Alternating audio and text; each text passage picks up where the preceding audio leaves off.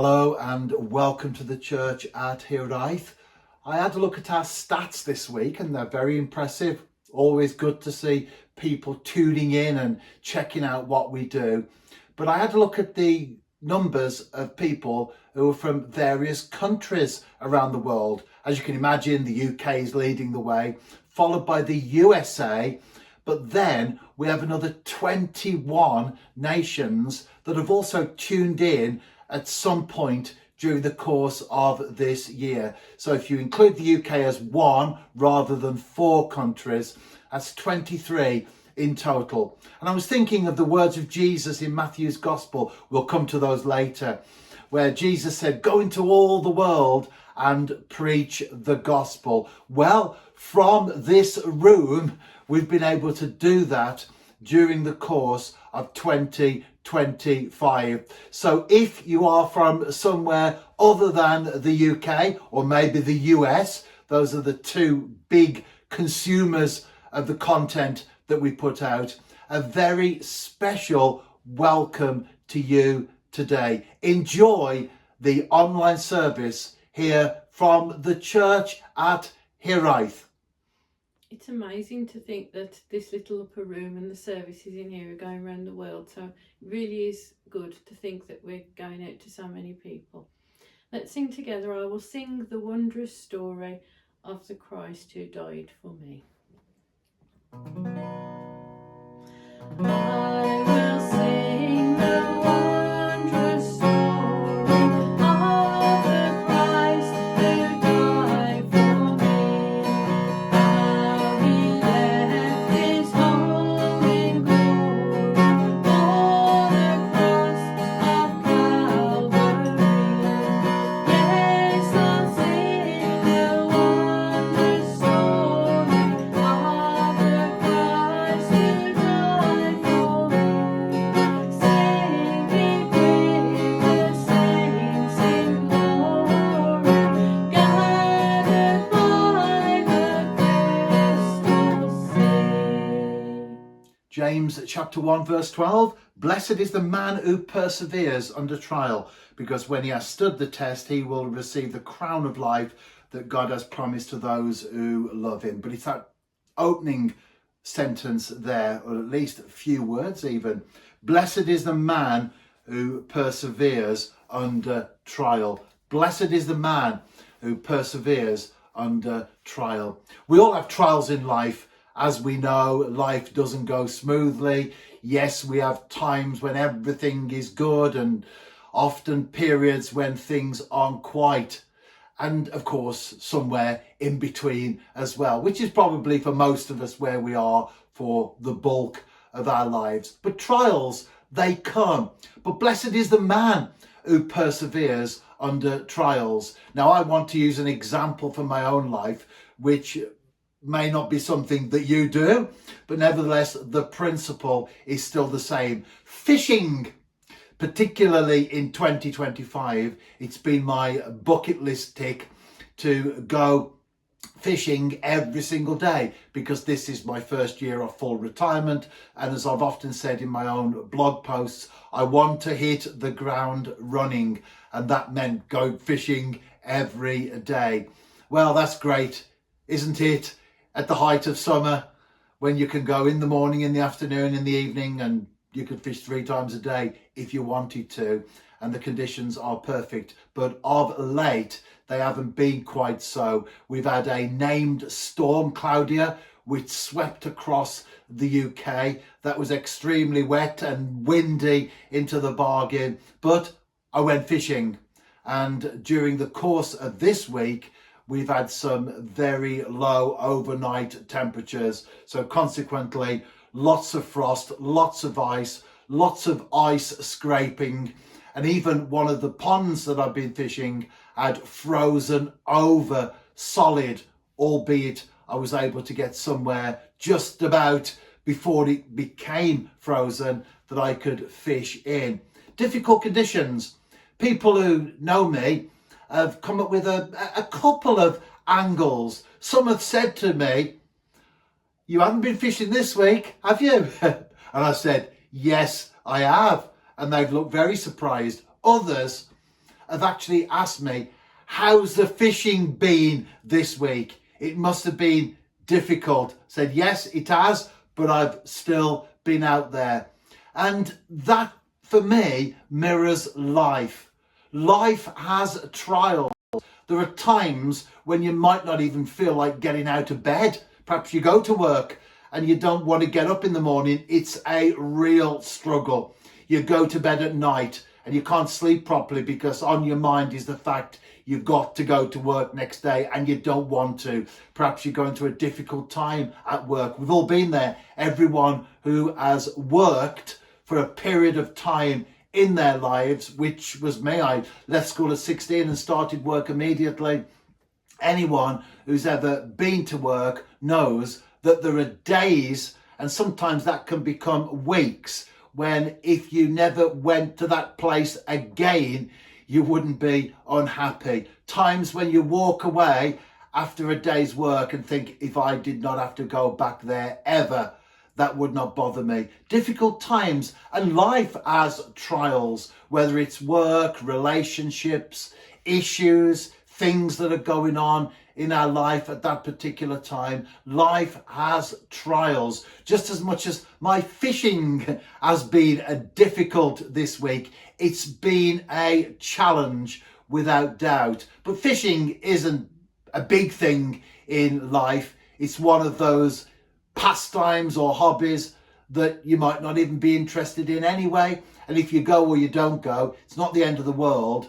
But when things in life start to become more challenging, then yes, it does become closer to home. What do we do? The Bible gives us the key there, doesn't it? Let me read those opening words again from James chapter 1, verse 12. Blessed is the man, blessed is the man who perseveres under trial. And that's the key. Keep going.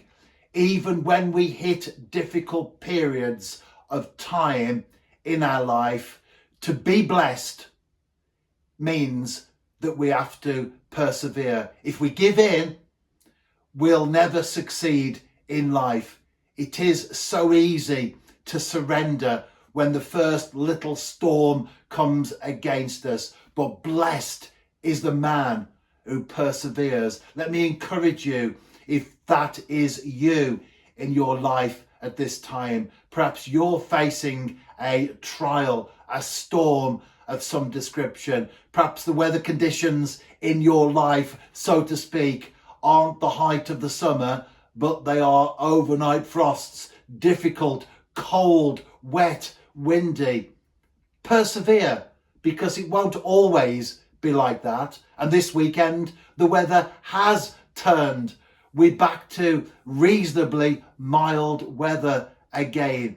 If we ride the storms of life, we will come through. If we give in, we'll find that every single time something happens to us or comes against us, we'll yield, we'll buckle, we'll crumble, we'll surrender. The key is what we read there in James chapter 1, verse 12. Blessed is the man who perseveres under trial. I was lost, but Jesus found me, found a sheep that went astray. Through His loving arms around me, drew me back into His way. Yes, I'll sing the wondrous story of the Christ who died for me, singing with the saints in glory, gathered by the crystal sea. I mentioned Matthew 28 at the start of the service. Let me read the passage there from 16 through to the end of the chapter. It's known as the Great Commission, where Jesus was departing this earth until the second coming, of course. And when Jesus gathered his disciples, it tells us that the 11 disciples went to Galilee, to the mountain where Jesus had told them to go. So he gathered them around him. When they saw him, they worshipped him, but some doubted. It was a pretty unusual set of circumstances that had been going on in their lives at that particular time, with the death and the resurrection. Then Jesus came to them and said, "All authority in heaven and on earth has been given to me. Therefore, go and make disciples of all nations, baptizing them in the name of the Father and of the Son and of the Holy Spirit, and teaching them to obey everything I have commanded you. And surely," this is verse 20, to wrap up the chapter and to wrap up the book of Matthew, "and surely I am with you always, to the very end of the age." The first time I preached outside of the United Kingdom was in 1993. I'd been to the United States of America, but also in the same year I went to South Africa, and I thoroughly enjoyed my first visit there. It was the first of many. And while I'm talking, you'll be able to see some of the images on the screen from one particular church. This was the very first church that I preached in South Africa. I was in what was then the Transvaal. It's now Mpumalanga, so a lot of the names changed in South Africa over years since then, or in the years since then. But back in those days, it was the Transvaal. And the place was called Kangwane. And I went to this church. It was on the Wednesday. I went in.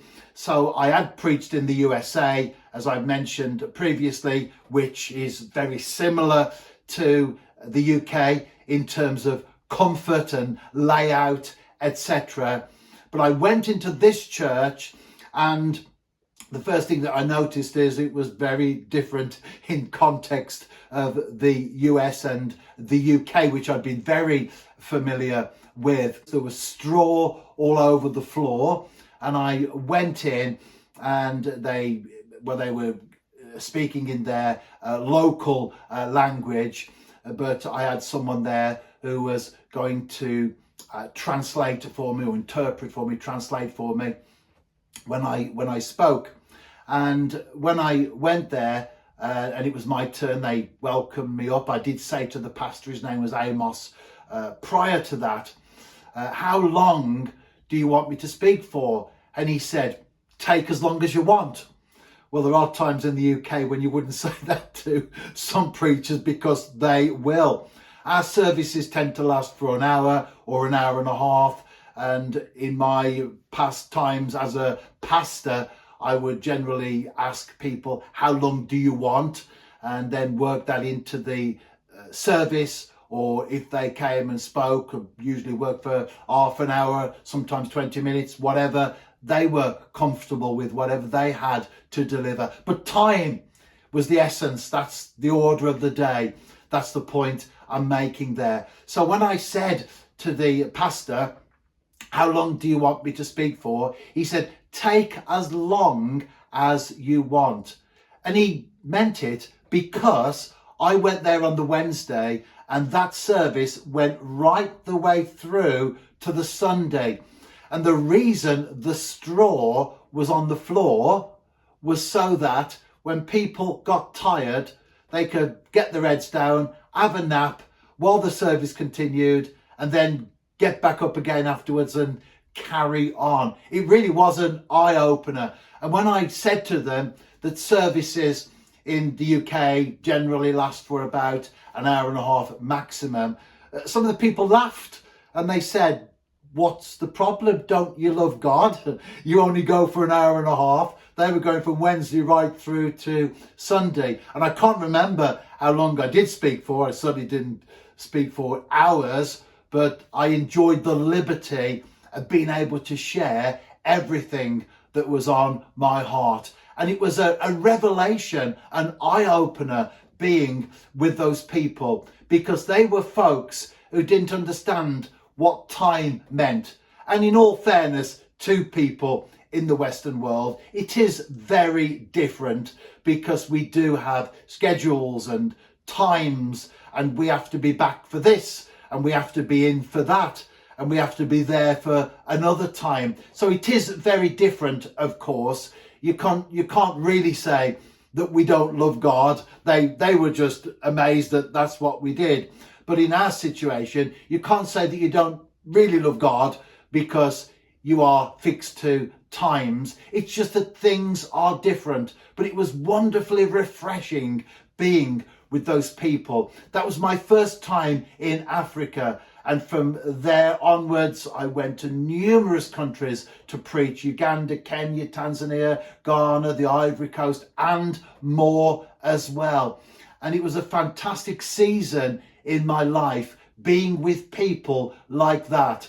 I certainly enjoyed my time at Kangwani. It really was a fantastic experience to be with people who didn't understand the concept of time. It didn't have a hold on them. The service must finish by 12 o'clock because we have to then go on and get on with the rest of our days. Some powerful lessons that I learned in that church when I went there for the first time. I also returned again. They gave me an open invitation to go back whenever I wanted to.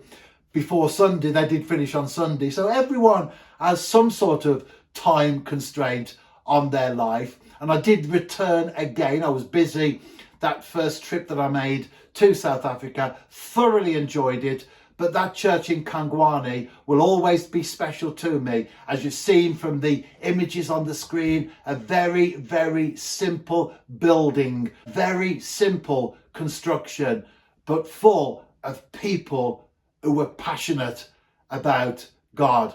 Jesus said, "Go into all the world and preach the gospel." And although I knew that my time in missions was coming to an end, and it did, I knew that that was a season in my life, a very enjoyable season, but nothing lasts forever. I knew that was a season in my life. It's been good again in this season that we're in to do what we do at the church at Hiraeth. And looking at the list of those countries that I did this week, it's been exciting to think that now, because we didn't have the internet back when I went into South Africa and all those other countries, I would love to have had my phone with me to record interviews, to record conversations, to record the visits and the trips that I made with something other than just photographs. But we didn't. But now we're in a position where we do have the World Wide Web. And certainly at the church at Hiraeth, we're using that. We're using that opportunity to spread the gospel around the world. Go into all the world and make disciples. And that's what we're doing here from the upper room. I was bruised, but Jesus healed. The pain was I from where you fall.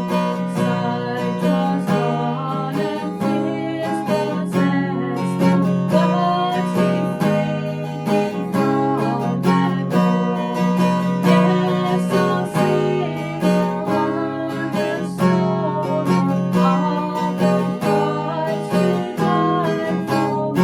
I'll sing it with the saints in glory, gathered by the crystal sea.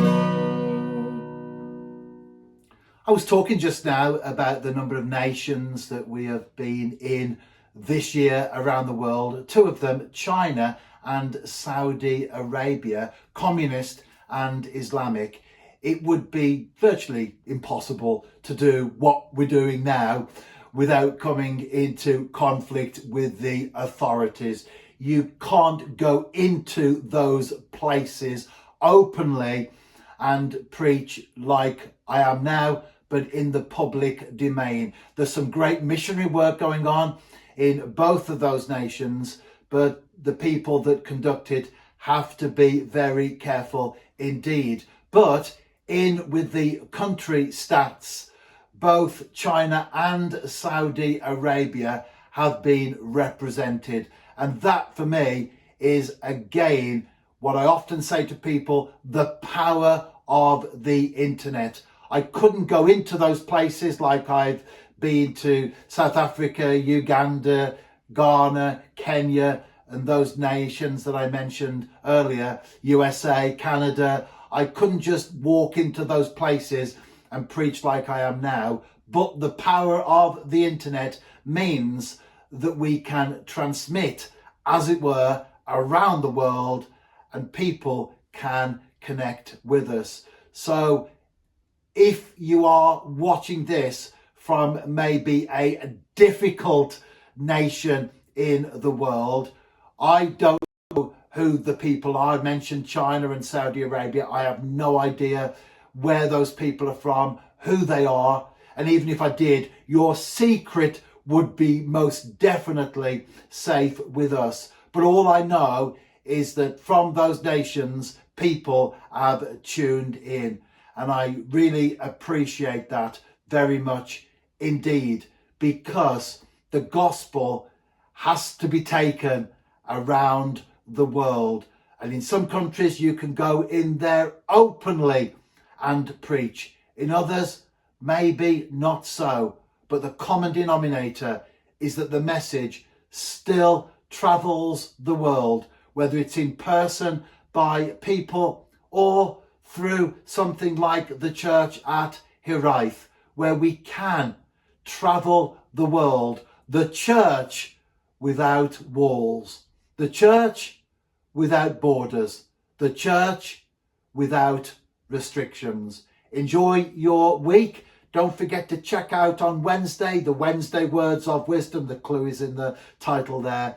And also Debbie's Christian music blog. Have a great week and we'll see you next Sunday.